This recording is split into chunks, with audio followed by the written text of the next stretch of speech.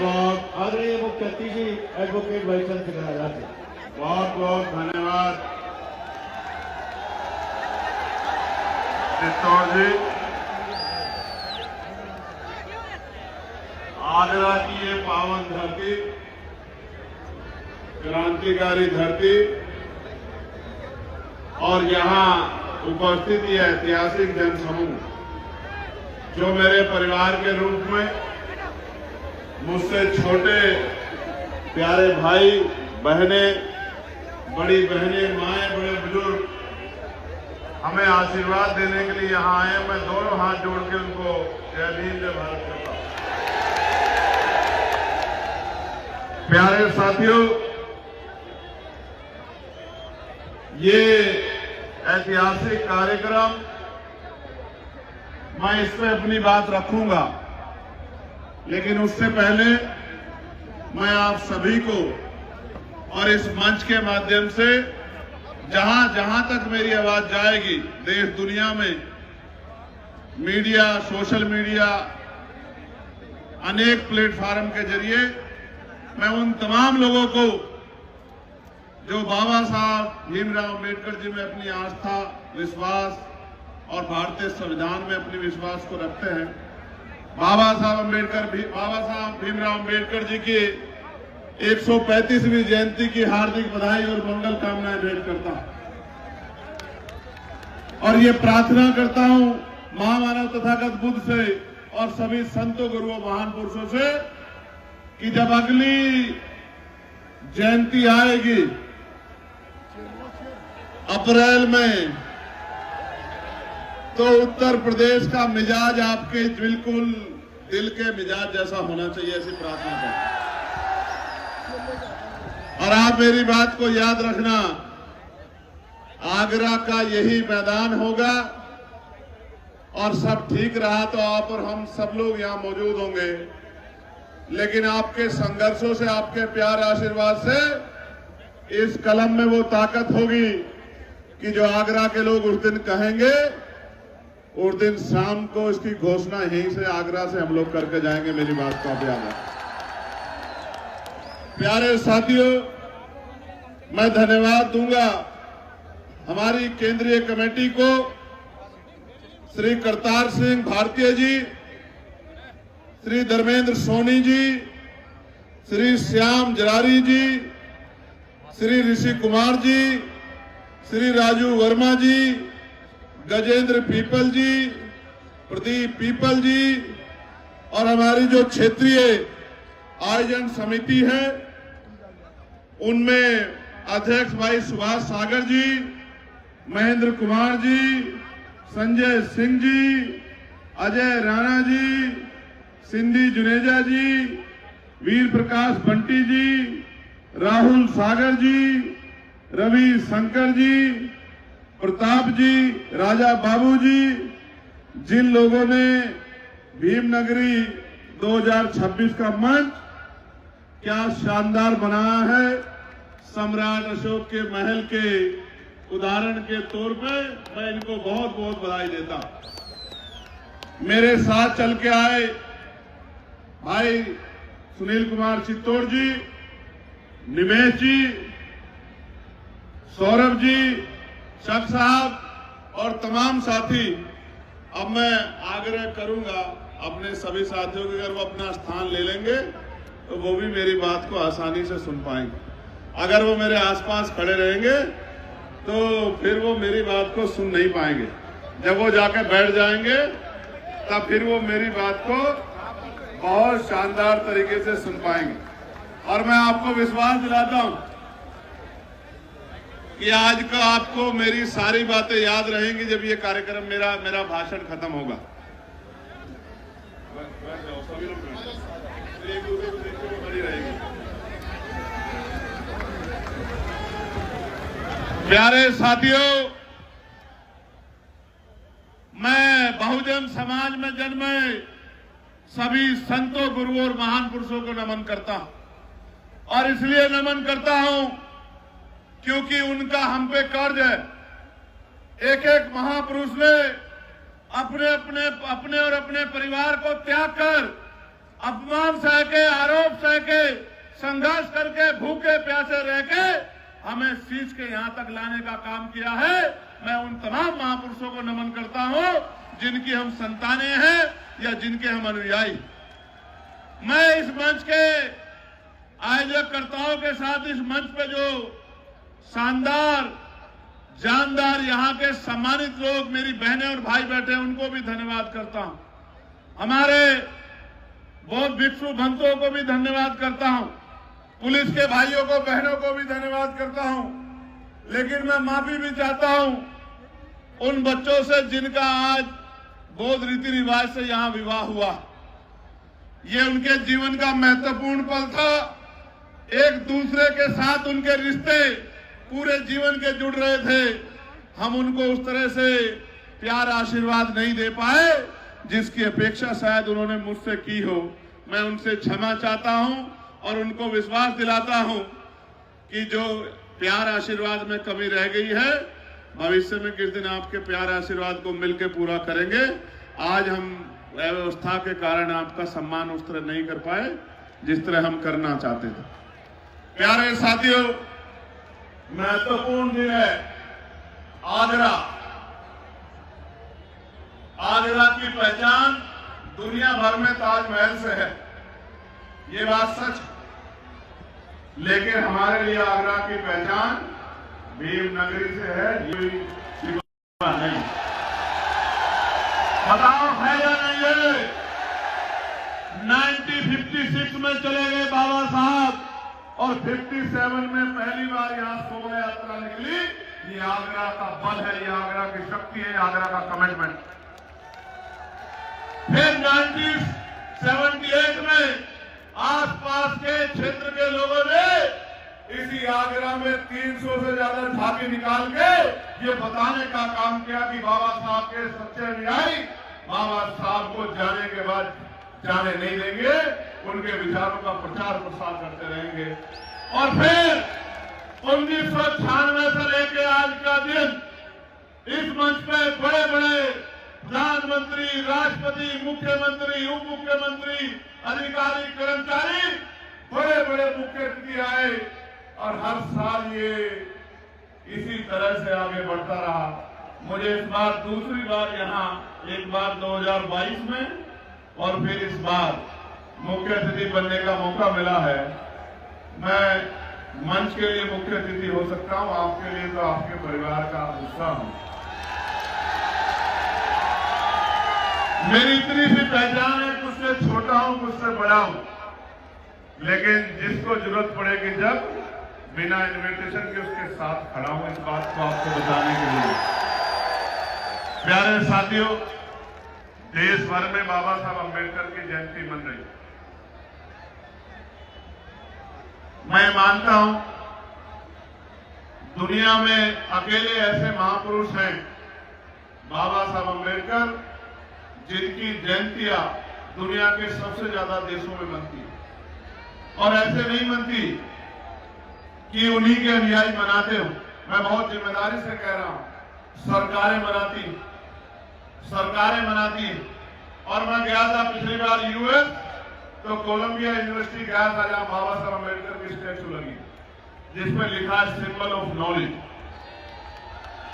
ये भारत में तो इस सम्मान में बहुत देर लगी, लेकिन उनके ज्ञान, उनके विजन और भारत में उनके योगदान की वजह से दुनिया में बाबा साहब का सम्मान होगा। लेकिन मेरे प्यारे साथियों, मैं 2 दिन पहले एक किताब पढ़ रहा था और वो किताब ये कहती है, जो बाबा साहब के ही बोल हैं कि अगर राष्ट्रपिता ज्योतिबा फूले ना होते तो डॉक्टर अम्बेडकर नहीं हो पाते। ये बात मैं आपको इसलिए कह रहा हूं कि बाबा साहब ने अपने जीवन में 3 महापुरुषों को गुरु माना, और गुरु का दर्जा मां बाप से बड़ा होता है, भगवान से बड़ा होता है। पहले थे महामानव तथागत बुद्ध, दूसरे थे गुरु कबीर और तीसरे थे राष्ट्रपिता ज्योतिबा फूले। अगर बाबा साहब को जानना है तो इन 3 महापुरुषों को आपको पढ़ना पड़ेगा, वरना बाबा साहब की आरती उतारने से, माला पहनाने, दिया बत्ती करने कोई भी बदलाव जीवन में होने वाला नहीं। क्योंकि वो बाबा साहब जो कहते हैं कि सुबह के समय 2 घंटी बजेगी, एक स्कूल की और दूसरी मंदिर की, आपको तय करना है कि आपकी मुक्ति का रास्ता कहां से खुलेगा। वो बाबा साहब पूजा के महता मोहताज नहीं है। वो बाबा साहब जो कहते हैं कि मैं मूर्तियों में नहीं, मैं किताबों में हूं, मुझे पूजने की नहीं, मुझे पढ़ने की जरूरत है। वो बाबा साहब पूजा के मोहताज नहीं है। मेरे लोगों, मैं लोकसभा में था सुबह, हमारे यहां बिल आया है नारी शक्ति वंदन, वो कॉन्स्टिट्यूशनल अमेंडमेंट है, उस पर चर्चा हो रही है। मुझे केंद्रीय और क्षेत्रीय कमेटी के सम्मानित अध्यक्ष और जिम्मेदार साथी वहां गए थे। मुझसे उन्होंने निवेदन किया कि आपको 16 तारीख को आना है। मैंने उनसे कहा कि मैं आपका आभारी हूं कि आपने मुझे इनवाइट किया है, लेकिन अगर आप इनवाइट ना करते तो भी मैं उस कार्यक्रम की शोभा बढ़ाने के लिए और खुद को गौरवान्वित महसूस करने के लिए आता। मैं पुणे कमेटी का आभार प्रकट करूंगा। लेकिन प्यारे साथियों, मैं ये तय करके आया था कि रात को रुकूंगा, सुबह जाऊंगा, लेकिन क्योंकि लोकसभा का सत्र चल रहा है और आप जानते हैं मेरी निष्ठा भारतीय संविधान में है और मैं लोकसभा में इसलिए हूं कि मैं वहां आपके हकों की आवाज को बुलंदी से रख सकूं। मैं इसलिए नहीं हूं कि वहां तक मैं कोशिश करता हूं कि जब भी कोई बिल आए या जब भी कोई डिस्कशन हो तो आपका विचार, आपकी बात, आपकी पीड़ा, आपकी समस्या, आपके हालात भारत की लोकसभा में मेरे माध्यम से सरकार के सामने जाने चाहिए और सरकार को उस पर काम करना चाहिए। प्यारे साथियों, 2-3 इंपोर्टेंट टॉपिक है जिन पे मैं आपसे बात करूंगा, लेकिन उससे पहले मैं आपके प्यार का अभिनंदन भी करूंगा। मैं जब से आगरा में मैंने आज पैर रखा है, मैं इस बात से डर रहा हूं कि कहीं आपको चोट ना लग जाए, क्योंकि कहीं आप एक टांग पे खड़े होकर देख रहे हैं, कहीं आप किसी खंभे पे चढ़ रहे हैं, कहीं आप बिल्कुल दीवार को पकड़े खड़े हैं। मेरे मन में ये पीड़ा हो रही थी कि ऐसा ना हो मेरी वजह से मेरे किसी भाई को चोट लग जाए, क्योंकि मुझे फिर तकलीफ होगी। इसलिए मैं डर रहा था। मैं भी आपसे आग्रह करूंगा कि मेरी आवाज आप तक आएगी। मेरा गला बड़ा साफ है, अगर आप अपने अपने स्थान पर बैठ जाओगे तो आपको मुझे सुनने में दिक्कत नहीं होगी। क्योंकि कई बार मेरे याद है पिछली बार हमारे यहाँ भीमनगरी में भी हादसा हो गया था, कई साथियों को चोट लगी थी।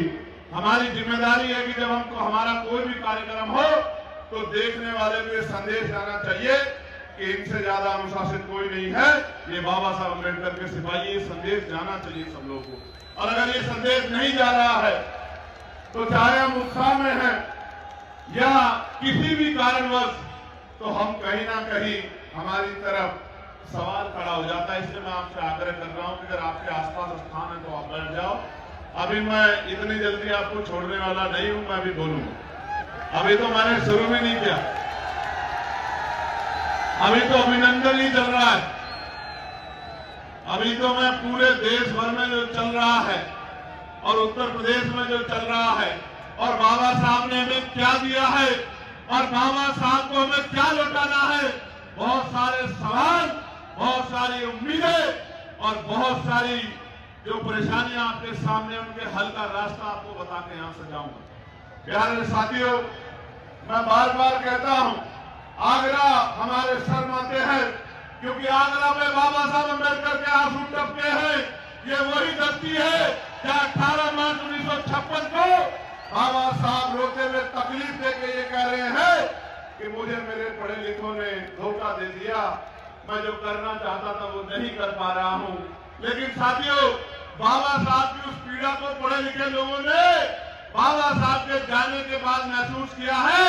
और ये मेरा और ये भीमनगरी का आयोजन जो एशिया में सबसे बड़ा होता है, इस बात का उदाहरण है कि पढ़े लिखे लोग अपनी जिम्मेदारी को उठा रहे हैं, चाहे कम ही हो, लेकिन वो कोशिश जरूर कर रहे हैं। और मैं फिर कहता हूं, किसी भी समाज का नेतृत्व उस समाज में पढ़े लिखे समाज को ही करना चाहिए और उसकी नैतिक जिम्मेदारी भी है कि वो पढ़ा लिखा व्यक्ति समाज का नेतृत्व करे, समाज को रास्ता दिखाए।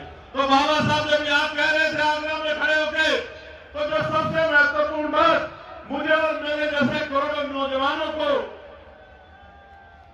महसूस होती है, हमारे दिल में घाव करती है, हमें कठिनाइयों में आगे बढ़ के लड़ना सिखाती है, वो बात ये है कि बाबा साहब कह रहे हैं कि जब मैं अपने चारों तरफ देखता हूं, मुझे एक भी नौजवान ऐसा दिखाई नहीं देता जो इस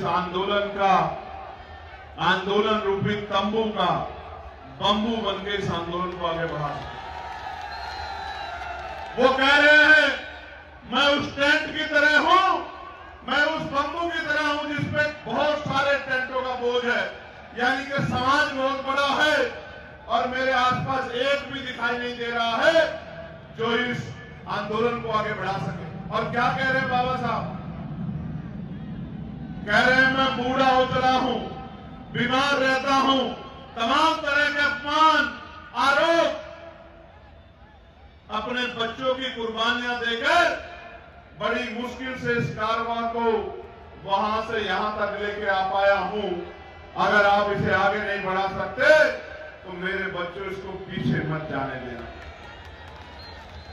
वो सवाल खड़ा कर रहे हैं, जैसे आज मैं आपके सामने एक सवाल खड़ा कर रहा हूं कि जिस बाबा साहब ने हमारी उंगली में इतनी बड़ी ताकत दे दी कि जिसे चाहो कुर्सी में बिठा ले और जिसे चाहो कान पकड़ के जमीन पे पटक दे, उस बाबा साहब के अनुयायियों की क्या हालात होंगे उत्तर प्रदेश में, देश में, ये हमें सोचना चाहिए।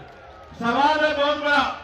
प्यारे साथियों, बाबा साहब ने इस देश के लिए बहुत बड़ा योगदान दिया।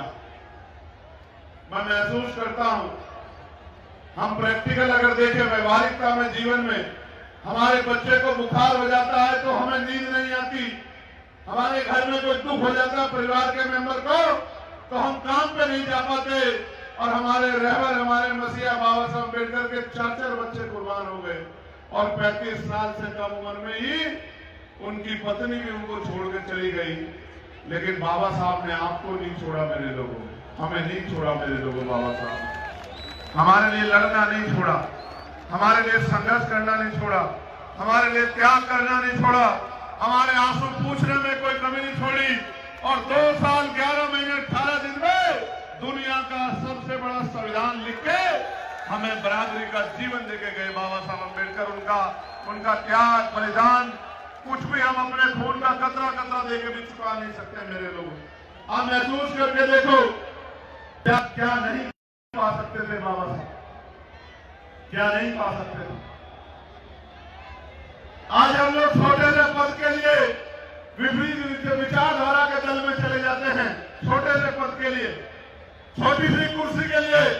लेकिन मेरे बाबा साहब ने हमारे लिए, इस देश की महिलाओं के लिए, इस देश के पिछड़े वर्ग के लिए केंद्रीय कानून मंत्री पद से इस्तीफा दे दिया, लात मार दी। ऐसे थे बाबा साहब, क्यों ना उनके गुणगान किए जाए। किसी को बुरा लगे, अच्छा हम फिर कहेंगे कि हमारा अगर कोई सच्चा मसीहा था तो बाबा साहब अम्बेडकर थे। प्यारे साथियों, RBI, reserve bank of India अगर बना तो किसका योगदान था? जोर से बताओ। भांगड़ा नागर डैम बना, किसका योगदान था? मजदूरों को 8 घंटे का काम 12 घंटे से घटा के 8 घंटे का काम देना, किसका योगदान था?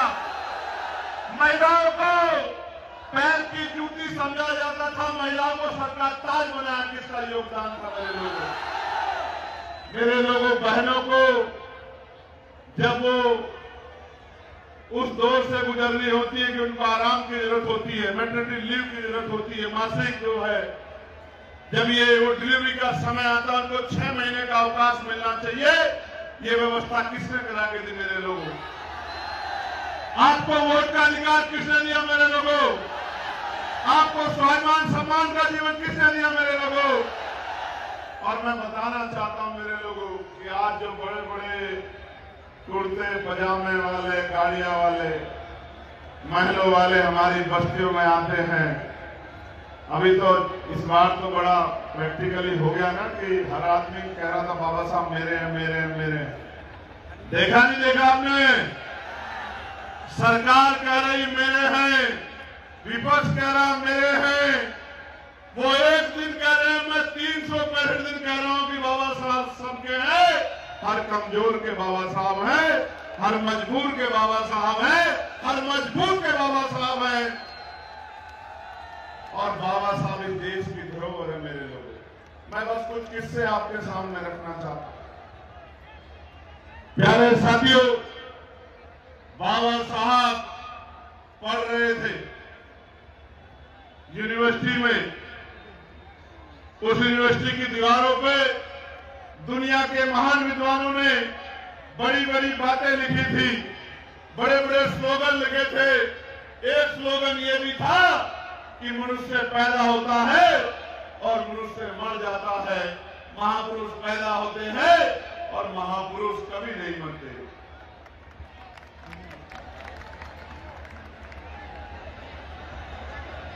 एक बच्ची है बिट्टू, पिता का नाम है राजू, दीदी का नाम है चंचल, और वो शायद कहीं गुम हो गई है। एक बच्ची है कल्पना, लाल टोप पहना है, कहाँ है? रेड वाली तो मिल गई है। कल्पना है इसका नाम या बिट्टू?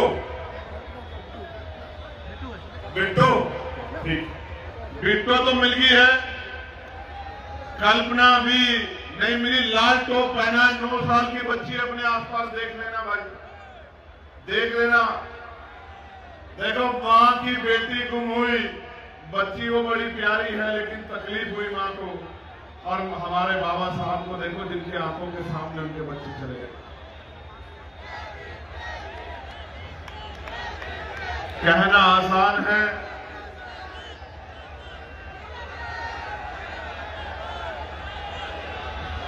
कहना आसान है, निभाना मुश्किल है। इसलिए कह रहा हूं कि बड़े त्याग, तपस्या, बलिदान करने पड़ते हैं, तब जाके बात आगे बढ़ती है। प्यारे साथियों, मैं दोबारा दोहरा रहा हूं, कल्पना जो 9 साल की बच्ची है, लाल टोप पहना है। मैं इसलिए आपसे आग्रह कर रहा था कि अगर आप बैठ जाओगे तो ऐसी परेशानी नहीं खड़ी होगी और बीच में मुझे अपनी बात नहीं रोकनी पड़ेगी, इसलिए मैं आपसे आग्रह कर रहा था। देखो, अगर आसपास है तो पहले उसी को खोज दो, फिर मैं आपसे अपनी दिल की बात कहूंगा। मन की बात तो प्रधानमंत्री जी कह ही रहे।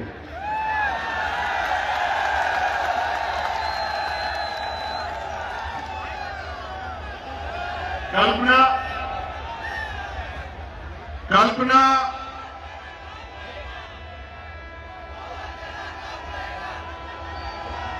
बिट्टू को ले आओ, बिट्टू को चले जाओ। अब मेरी बात पे गौर करो प्यारे साथियों। अगले 15-20 मिनट अगर आप मुझसे प्यार करते हैं तो सिर्फ मेरी बात पे गौर करो। थोड़ा सा नारों में, ये नारे तो आपको लगाने हैं अगले 364 दिन, चिंता मत करो। तो मैं बात कह रहा था कि लिखा हुआ था दीवार पे कि मनुष्य पैदा होता है, मर जाता है, महापुरुष पैदा होते हैं, लेकिन महापुरुष कभी नहीं मरते। बाबा साहब ने उस बात को मिटा दिया। जब बाबा साहब ने उस बात को मिटा दिया तो बाबा साहब की शिकायत हुई कि एक स्टूडेंट है डॉक्टर अम्बेडकर नाम का, उन्होंने स्लोगन मिटा दिया है। उनसे पूछा जाए वो इतने बड़े ज्ञानी है क्या कि उतना लंबे समय से लिखा स्लोगन उन्होंने मिटा दिया है। बाबा साहब को नोटिस जारी हुआ, बाबा साहब को अपनी बात रखने के लिए बुलाया गया। बाबा साहब ने अपनी बात रखी और क्या कहा, मेरी बात को गौर से सुनना। बाबा साहब ने कहा कि ये बात सच है कि मनुष्य पैदा होता है और मनुष्य मर जाता है, लेकिन ये जो लिखा गया है कि महापुरुष पैदा होते हैं और महापुरुष मर जाते हैं, मैं इससे सहमत नहीं हूं। और इसका तर्क मेरे पास ये है कि महापुरुष पैदा नहीं होते। पैदा एक बच्चा होता है, अपने पूरे जीवन में जो वो संघर्ष करता है, समाज की तरक्की में जो योगदान देता है, अपमान, आरोप, अन्याय सहकर लगातार जो समाज के लिए करता है, उसके जाने के बाद समाज ये निर्णय लेता है कि वो हमारा महापुरुष था या कोई बहरूपिया। इसका निर्णय समाज में उसके जाने के बाद लिया जाता है, क्योंकि बुद्ध कहते हैं कि जीवित व्यक्ति कभी भी बदल सकता है और विचार कभी स्थायी नहीं होते, परिस्थितियों के आधार पर बदल सकते हैं। मैं वही बात कह रहा हूं जो महापुरुष कह के गए हैं। तो बाबा साहब ने कहा कि महापुरुष भी मर जाते हैं अगर उनकी विचारधारा का प्रचार प्रसार न हो। आगरा में बाबा साहब जिंदे हैं। आगरा में बाबा साहब जिंदे हैं क्योंकि बाबा साहब ने कहा था, मुझे मेरे जाने के बाद मरा हुआ मत समझना, जब तक भारतीय संविधान जिंदा है मैं जिंदा। और आगरा का ये सैलाब, ये सांस्कृतिक कार्यक्रम, ये विरासत, ये धरोहर, इस बात का ऐलान है हम सब लोगों के लिए कि बाबा साहब आगरा में जिंदा हैं। बस उन बाबा साहब को हमें पूरे उत्तर प्रदेश में, फिर पूरे देश में जिंदा करना है और उनके सपनों को पूरा करना है। जिन ये कर दिया उस दिन हर जिला आगरा होगा। मेरी बात को आप याद रखें। प्यारे साथियों, बाबा साहब ने क्या दिया, उसके लिए ये बात अगर आप नहीं जानोगे तो समझ नहीं पाओगे। 1919 से पहले इस देश में मुट्ठी भर लोग वोट करते थे, मुट्ठी भर। उसके बाद सिपाही से आई, मॉन्टेगो चेन फोर्स सुधार समिति बनी और सिपाही से आई कि जो वोट का अधिकार है उसमें विस्तार होना चाहिए। वोट किसको मिले? जो व्यापारी है, जो जमींदार है, लगान देता है, जो बहुत पढ़ा लिखा है, जो नौकरी करता है, जिसके उद्योग धंधे हैं, जो लगान देता है, उनको वोट का अधिकार मिलना चाहिए। और जो रियासतें हैं, रियासतों के मालिकों को भी वोट का अधिकार मिलना चाहिए। कोई गरीब की बात नहीं कर रहा था, कोई महिलाओं की बात नहीं कर रहा था, कोई किसानों की बात नहीं कर रहा था, कोई मजदूरों की बात नहीं कर रहा था। ये बाबा साहब अम्बेडकर ने 1924 में बहिष्कृत हितकानी महासभा और 1928 में उसके जरिए मेमोरेंडम दिया, जैसा आपने 2 अप्रैल 2018 को इसे जिलाधिकारी कार्यालय पर दिया था। याद है नहीं याद है? 2 अप्रैल के मेरे वीर नौजवानों, राज बदलेगा, आपके मुकदमे भी खत्म हो जाएंगे। मेरी बात को आप याद रखना। और जिन्होंने त्याग किया है, लाठियां खाई है, जेलें काटी है, उनको सरकार विशेष सम्मान देगी और ताकत देगी। मेरी बात को आप याद रखना, ये मेरा वचन। प्यारे साथियों, बाबा साहब ने मेमोरेंडम दिया और मेमोरेंडम के बाद साइमन कमीशन भारत आया। साइमन कमीशन कोई भूत नहीं था। जिस तरह से मंडल कमीशन बना, काका कालेकन कमीशन बना, जिस तरह से और कमीशन बने, ऐसा ही एक कमीशन, एक डेलीगेशन था, साइमन कमीशन। 7-8 लोग आए यहाँ के लोगों की बाबा साहब के मेमोरेंडम पे हालात को जानने के लिए। और आपको याद होगा, साइमन कमीशन का विरोध हुआ। साइमन कमीशन फिर भी रिपोर्ट बना के ले गया। 29 में साइमन कमीशन आया, 30 में लौटा, 30 में उन्होंने रिपोर्ट दी और 30 में ब्रिटिश काउंसिल ने पहली गोलमेज कॉन्फ्रेंस अनाउंस कर दी और बाबा साहब अम्बेडकर को उसमें बुलाया कि बाबा साहब को नेतृत्व करना है इस देश के कमजोर वर्गों का, जिनके लिए उन्होंने मेमोरेंडम दिया। 1930 की कॉन्फ्रेंस हुई, 31 की कॉन्फ्रेंस हुई, 32 की कॉन्फ्रेंस हुई। और मैं आपको बताना चाहता हूं, आगरा में खड़ा होके, किसी को अच्छा लगेगा पूरा, लेकिन सच सुनने के लिए सच्चे कानों का होना आवश्यकता है। महात्मा गांधी जी, जिनको देश ने इतना बड़ा सम्मान दिया, महात्मा गांधी जी वहां ये कह रहे थे, जो मुस्लिम रिप्रेजेंटेटिव गए हुए थे 14, उनसे कह रहे थे कि आपको कुरान की कसम है हम आपकी सारी मांगे मान लेंगे। आप बाबा साहब अम्बेडकर की मांगों का साथ नहीं देना। यहां पर प्यारे साथियों, हमने सबको सम्मान दिया है, सबको मालाएं चढ़ाई है, लेकिन किसने हमारे लिए क्या किया है ये इतिहास को जाने बगैर आप नहीं जान सकते हो। और मैं धन्यवाद दूंगा उस डेलीगेशन का जिसने कहा कि हमारा मजहब ये कहता है कि जब फैसला हक का हो और आपको वोट से सिलेक्शन करना हो तो हम किसी के हक छीनने के लिए फैसला नहीं देंगे। हमारी सारी मांगे ना मानी जाए, लेकिन हम डॉक्टर अम्बेडकर का साथ देंगे, डॉक्टर अम्बेडकर की मदद करेंगे, क्योंकि उनकी मांगे जाएगी। आज मेरे ऊपर बहुत टिप्पणियां होती है कि चंद्रशेखर इनका साथ दे रहे हैं, उनका साथ दे रहे हैं। मैं गारंटी से कहता हूं, जो भी कमजोर होगा, जिस पे भी अन्याय होगा, जिसके घर भी बुलडोजर चलेगा, जिसको भी इनकाउंटर से मारा जाएगा, जिसको सताया जाएगा, जिसकी जमीन छीनी जाएगी, चंद्रशेखर आजाद बिना न्योते के उसके साथ जाके खड़ा होगा। मेरी बात को आप याद रखें। प्यारे साथियों, गौर करो, गवर्नमेंट कॉन्फ्रेंस हो गई है, रिजल्ट आ गया है। ब्रिटिश काउंसिल ने कह दिया जो आदेश होगा मानना पड़ेगा। बाबा साहब भरोसा नहीं कर रहे हैं, अंग्रेजों से लड़ रहे हैं कि आपने हमारे लिए क्या किया, हमारी तरक्की के लिए क्या किया, सेना में भर्ती के रास्ते क्यों नहीं खोले, हमें रोजगार क्यों नहीं दिया, हमारे साथ जो भेदभाव था खत्म क्यों नहीं किया, हमारे लिए स्कूल क्यों नहीं खोले, हमारे लिए अस्पताल क्यों नहीं खोले। लड़ रहे अंग्रेजों से। अंग्रेज शर्मिंदा है, जवाब नहीं है पूरे काउंसिल पे। अतः ये तय होता है कि बाबा साहब को कम्युनल अवार्ड दिया जाता है। बाबा साहब कम्युनल अवार्ड लेके भारत आ जाते हैं, और जब भारत आ जाते हैं तो फिर से गांधी जी येरावदा जेल में अनशन कर देते हैं, और मजबूरी में रोते हुए बाबा साहब को पूना पैक करना पड़ता। पूना पैक।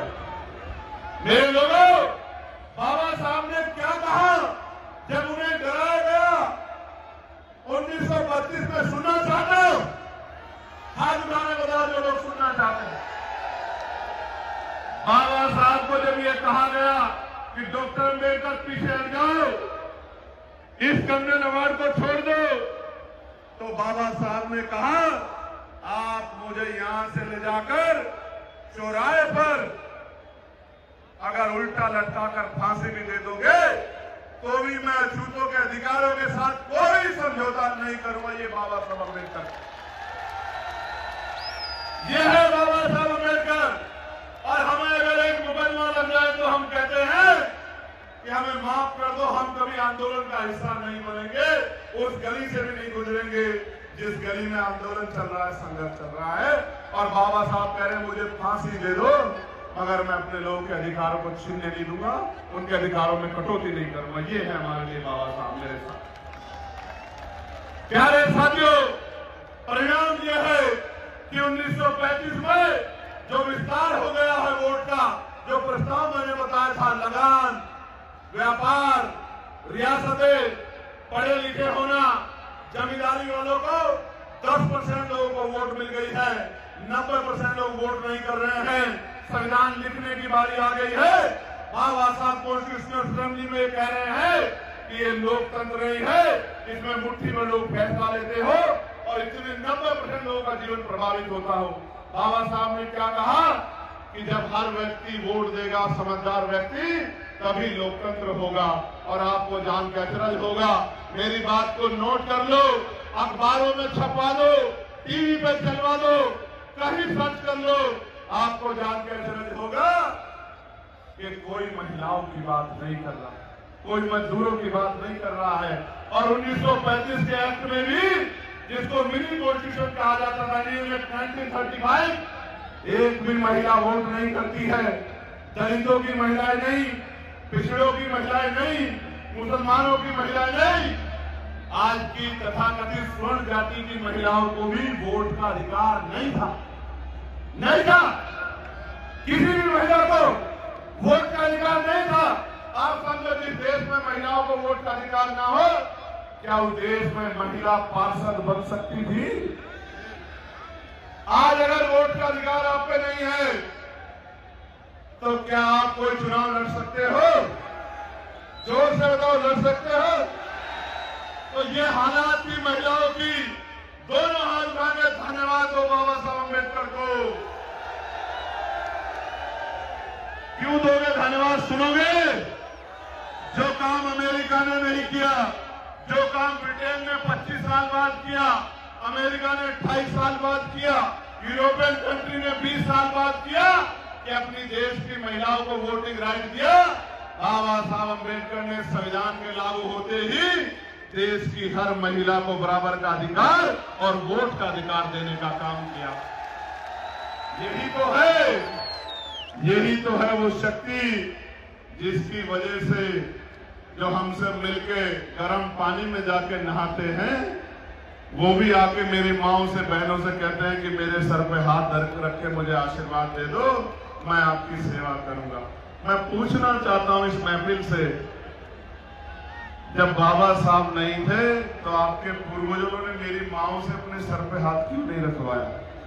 मेरी बहनों से अपने सर पे हाथ क्यों नहीं रखवाया? मेरी बुजुर्गों से जिनकी पगड़ी उछाली गई उनसे सर पे हाथ क्यों नहीं रखवा पाया? क्यों नहीं रखवा पाया आप लोग? क्योंकि तब मेरी उंगली में वो ताकत नहीं थी, मेरे लोगों की उंगली में वो ताकत नहीं थी। आज हमारे लोगों की उंगली में वो ताकत है कि प्रदेश के मुख्यमंत्री हो या उप मुख्यमंत्री, देश के प्रधानमंत्री हो या गृह मंत्री, सलाम तो आपको बाबा साहब को करना पड़ेगा। आज जब नारी वंदन आया है तो सत्ता के लोग बोले, विपक्ष के उठकर कहते हैं, मैं गौरवान्वित हो जाता हूं, उठकर कहते हैं कि ये प्रयास बाबा साहब अम्बेडकर का था, बाबा साहब अम्बेडकर को धन्यवाद करते हैं। प्यारे साथियों, ये दिया है बाबा साहब अम्बेडकर ने हमें। प्यारे साथियों, बाबा साहब ने तो बहुत कुछ दिया और उफ नहीं की, कुछ लेकर नहीं गए हमसे, जमीन नहीं ली, पैसा नहीं लिया, रोजगार नहीं लिया, अपने बच्चों के लिए कुछ नहीं मांगा, लेकिन आप उम्मीद करके गए थे कि जिनको हजारों साल कुर्सियों पर बैठने नहीं दिया गया, जिनको आत्मसम्मान का जीवन नहीं मिला, जिनको स्वाभिमान का जीवन नहीं मिला, जिनको अधिकार नहीं मिले, वो मेरे लोग किसी की बातों में आके गुमराह नहीं होंगे। वो आने वाले कल में पढ़ेंगे, लिखेंगे और भाईचारा बनाकर अपनी शक्ति बना लेंगे। लेकिन आप लोगों ने उनकी बात को पूरी तरह से नहीं माना। उन्होंने हमें वर्ग बनाया, शेड्यूल कास्ट, उन्होंने हमें ओबीसी बनाया, अन्य पिछड़ा वर्ग, लेकिन आज भी हम जातियों को सर पे रख के डोल रहे हैं। हम ये भी कहते हैं कि जातियां हमारे महापुरुषों ने नहीं बनाई, लेकिन हम ये भी कहते हैं कि हमारे रिश्ते, नाते, परिवार सब हमारी जाति में होंगे।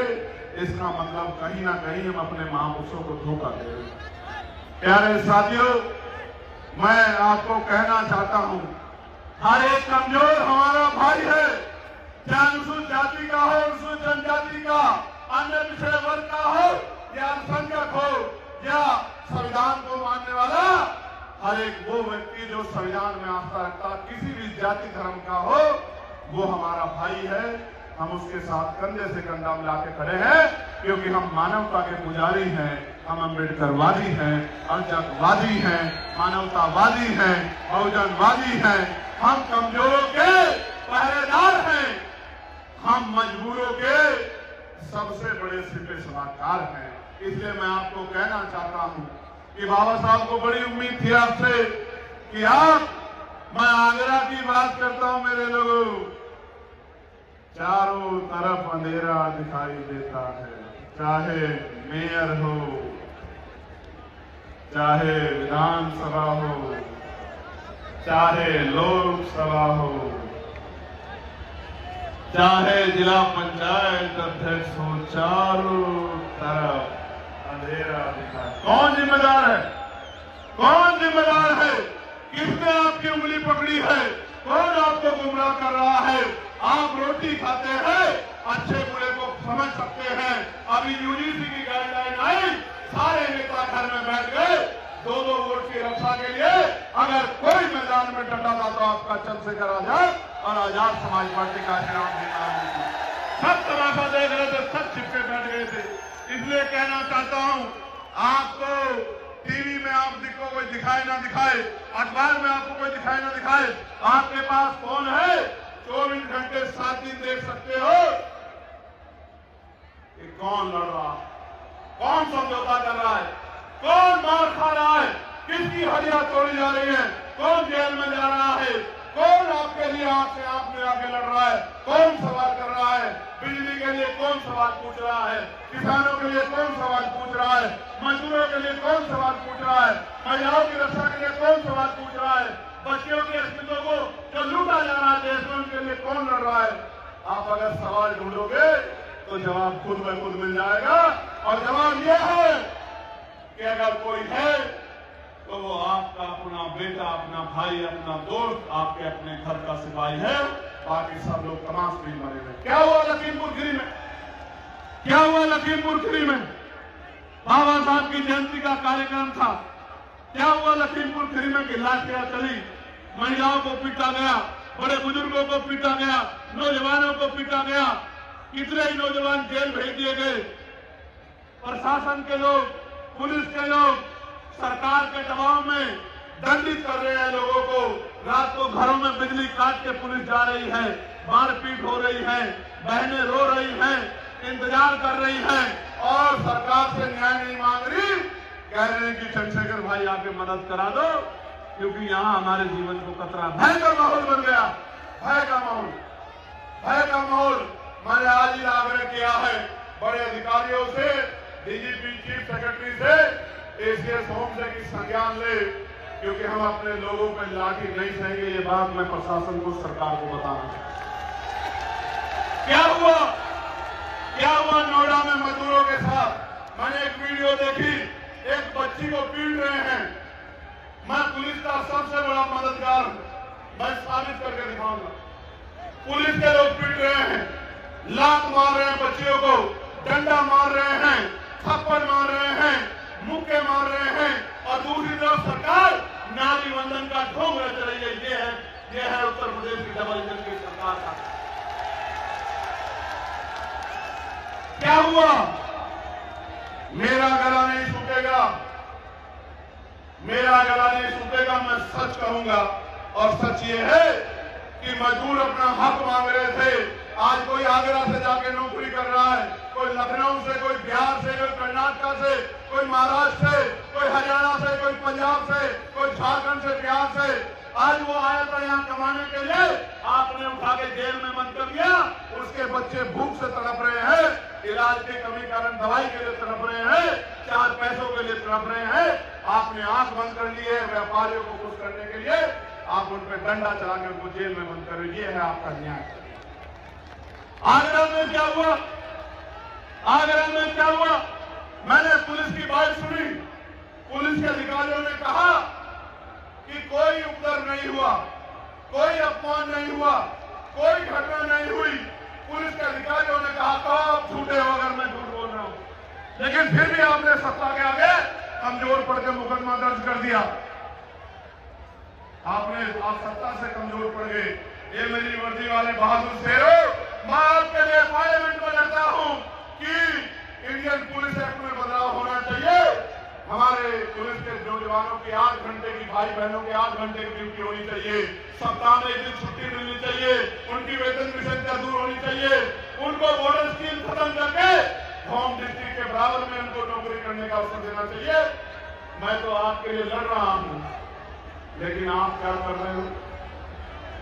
पुलिस को देख के गरीब से गरीब, कमजोर से कमजोर व्यक्ति जिसकी जान को खतरा है, अपने अंदर ताकत भर जाती है अशोक की लाट देख के कि मेरा रक्षक खड़ा है। अगर उसी पुलिस से भय पैदा हो जाए तो फिर कहां की न्याय व्यवस्था? आप मेरी बात को सुनिए और समझिए। प्यारे मेरे साथियों, अभी मुझे बताया गया कि भाई यहाँ की महानगर पालिका ने, महानगर ये नगर निगम ने जानबूझ के छोटे और मध्यम जूता कारखानों को बर्बाद करने के लिए एक तानाशाही तुगलक फरमान सुना दिया है, जिसमें 25 से अधिक मजदूरों के कारखानों को टैक्स लगा दिया गया है। अगर 25-30 मजदूर हैं तो 1,000 रुपए टैक्स, अगर उससे ज्यादा है तो 5,000 रुपए टैक्स, उससे ज्यादा है तो 10,000 रुपए टैक्स। पूरी सरकार आपकी ये ट्रिपल इंजन है। केंद्र की सरकार को हम लोग टैक्स देंगे, toll tax, cess, VAT, GST. राज्य सरकार को हम लोग टैक्स देंगे बिजली पे, पानी पे, सड़क पे और तमाम तरह के टैक्स। और अब नगर निगम भी हमारे व्यापारियों को लूटने काम करेगा। मैं सरकार के मंच के माध्यम से सरकार को और नगर निगम को ये कहना चाहता हूं कि अपना कुदरती सम्मान वापस दे दे, वरना इसके लिए जो आंदोलन होगा उसका नेतृत्व चंद्रशेखर आजाद करेगा, समझ नहीं पाएगा आप लोग। और इसको धमकी मत समझना, ये मेरा आग्रह है आपसे, क्योंकि आंदोलन में मुकाबला करने की हिम्मत नहीं जुटा पाओगे। नगर निगम वालों, मेरी बात को याद रखना। एक बात और कहता हूं, ये नगर निगम वालों को, ये आपको इतनी संख्या आपकी, एक नगर निगम का मेयर नहीं 2 बना सकते हो, लेकिन इकट्ठे नहीं होते छोटे छोटे स्वार्थ पे, और नगर निगम का मेयर बन जाता है उधर, और फिर कहते हो कि नगर निगम हमारा खून चूस रहा है।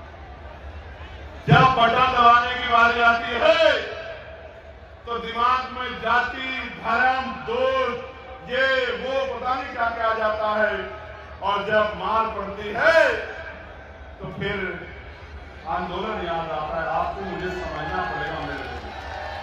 मुझे तो आप बुलाओ ना बुलाओ, जूता व्यापारियों के टैक्स का मामला था, मैंने पार्लियामेंट में उठाया। आशा आंगनबाड़ी बहनों का, भोजन माताओं का, पंचायत सहायकों का, रोजगार सेवकों का, पीआरडी के जवानों का, होमगार्ड भाइयों बहनों का मैंने लोकसभा में उठाया। अनुदेशकों का, शिक्षक मित्रों का मैंने लोकसभा में मामला उठाया कि वेतन वृद्धि हो, और जब हमें मौका मिलेगा हम करेंगे। लेकिन मैं आपको भी कह रहा हूं, बाबा साहब जो काम अधूरा छोड़ गए, उन्होंने कहा political power is the master key, is the master key. By you can open an each door of your success. मैं आपसे पूछना चाहता हूं, बाबा साहब कह रहे हैं कि राजनीतिक सत्ता वो चाबी है जिससे आप अपनी सारी समस्याओं का हल कर सकते हो। तो भाई आप राजकाज क्यों नहीं बनाते?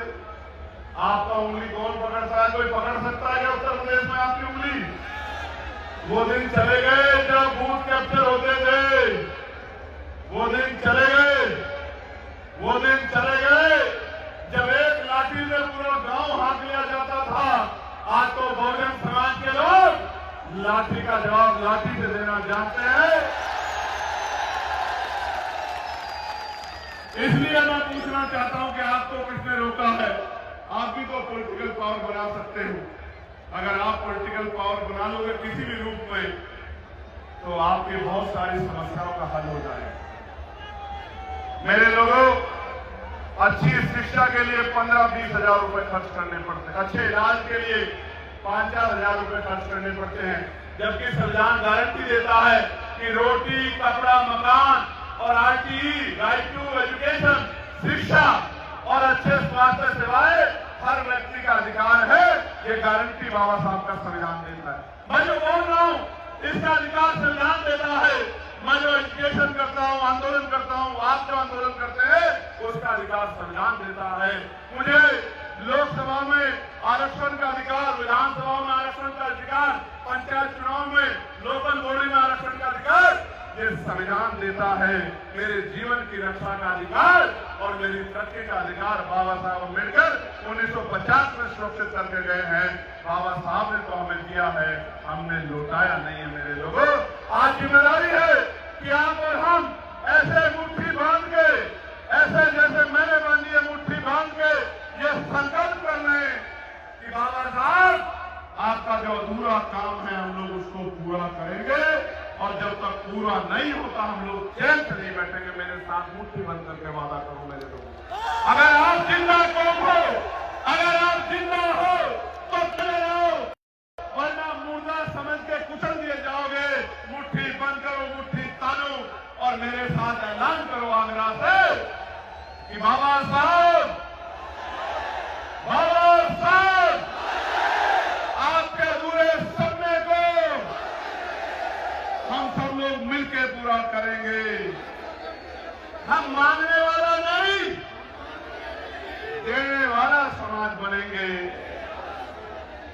हम मान सम्मान की लड़ाई को लड़ेंगे। ऐसी आवाज आ रही जैसे मैं बकरियों की महफिल में आ गया। जोर से आवाज लगाओ कि हम मान सम्मान की लड़ाई लड़ेंगे। हम पढ़ लिख कर ज्ञान हासिल करेंगे। हम रोजगार करेंगे। हम मालिक बनेंगे, नौकर नहीं बनेंगे। नौकर चाहे छोटा हो या बड़ा, नौकर नौकर होता है। और बाबा साहब हमें मालिक बना के गए हैं। मालिक मालिक होता है, नौकर नौकर होता है। मालिक नौकर नहीं होता और नौकर मालिक नहीं होता। मेरी बात को याद रखना। दूसरों के महलों से अच्छी होती है अपनी झोपड़ी, और झोपड़ी में भी मालिक मालिक होता है और दूसरों के महलों में भी नौकर नौकर होता है। मेरी बात का ध्यान। मैं जो कहना चाहता था वो मैं कह चुका हूं और आप जानते हो मैं क्या कह रहा हूं। मैं आज आपसे रोटी कपड़ा मकान नहीं मांगने आया। मैं आपसे आपके जो स्वाभिमान आपने छिपा लिया है उस छिपाए स्वाभिमान को जगाने के लिए आया हूं अपने बहुजन समाज से। कि कहा गया कि संघर्षों के साए में घनघोर जवानी पलती है और इतिहास उधर झुक जाता है जिस और जवानी चलती है। आदरणीय, ये कहा गया है कि नौजवान जब अंगड़ाई लेता है तो इनकलाब आता है, और नौजवान जिस दिन कोई चीज ठान लेता है तो उसको पूरा करके छोड़ता है। मैं आपसे भी कह रहा हूं, क्या कर्ज लेके साथ जाओगे या कर्ज उतार के जाओगे? महापुरुषों का बताओ, जोर से बताओ। कर्ज लेके जाओगे या उतार कर जाओगे? लेकर तो नहीं जाओगे, साथ संघर्ष करोगे ना? अभी आंदोलन करेंगे नगर निगम वाले में, आओगे नहीं आओगे? ये जो झूठे मुकदमे इनको खत्म कराने के लिए आंदोलन करेंगे, आओगे नहीं आओगे? जेल से डर तो नहीं जाओगे? मुकदमों से डर तो नहीं जाओगे? मान्यवर, मैं आज आपको कह रहा हूं आगरा की धरती से, नौजवानों को कोई कम ना आके, इस देश की आजादी में नौजवानों का खून शामिल है। करतार सिंह सराभा 19 साल के थे। शहीद आजम सरदार भगत सिंह 23 साल के थे। मातृभूमि की रक्षा के लिए हंसते हंसते फांसी का फंदा चूम लिया। उप नहीं कहा, नौजवान अगर कुछ ठान लेगा तो निजाम बदल के ही पीछे हटेगा। विजय और वीर गति इसके बाद, इससे पहले पीछे नहीं आ जाएगा। क्योंकि जिनके बाल काले हैं वो समझौते नहीं करते हैं। बताओ, मदद करोगे नहीं करोगे? अपने अपने स्थान पे ऐसे खड़े जाओ, दोनों हाथ करके। मोबाइल की टॉर्च ऑन कर लो, दिखना चाहिए हमारा आदमी कहां तक खड़ा है। मैं इतना पसीना पूछ लूं, इतना टॉर्च ऑन कर लो।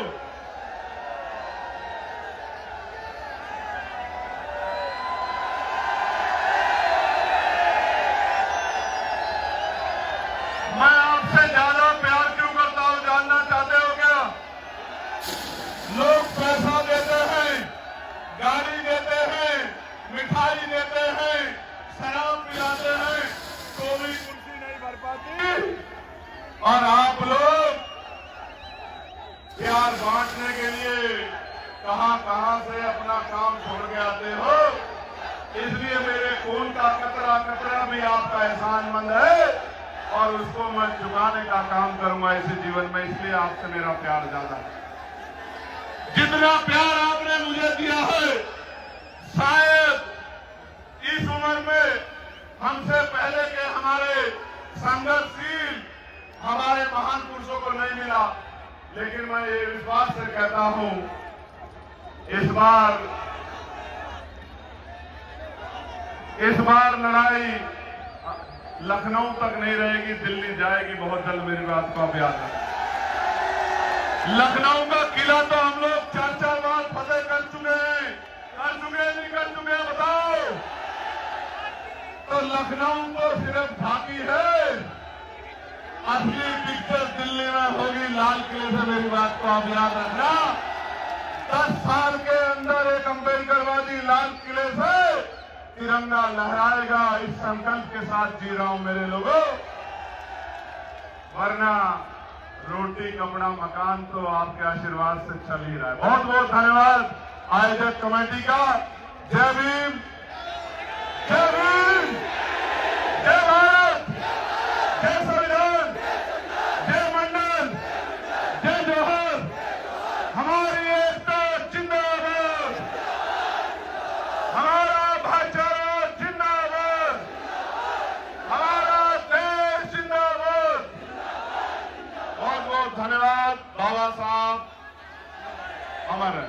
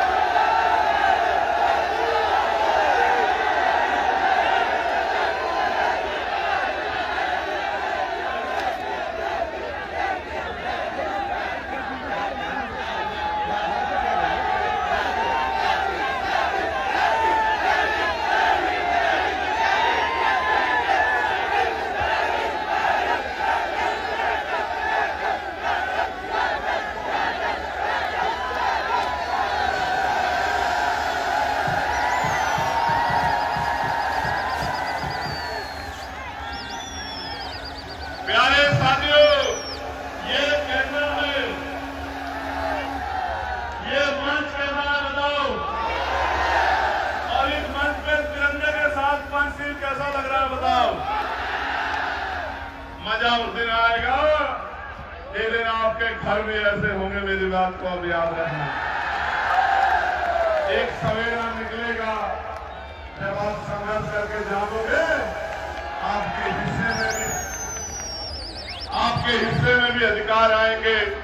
और झोपड़ी वाले जो गरीब हैं, कमजोर हैं, वो भी सम्मान का जीवन प्राप्त करेंगे। ऐसी लड़ाई हम लोग लड़ेंगे। बहुत बहुत धन्यवाद।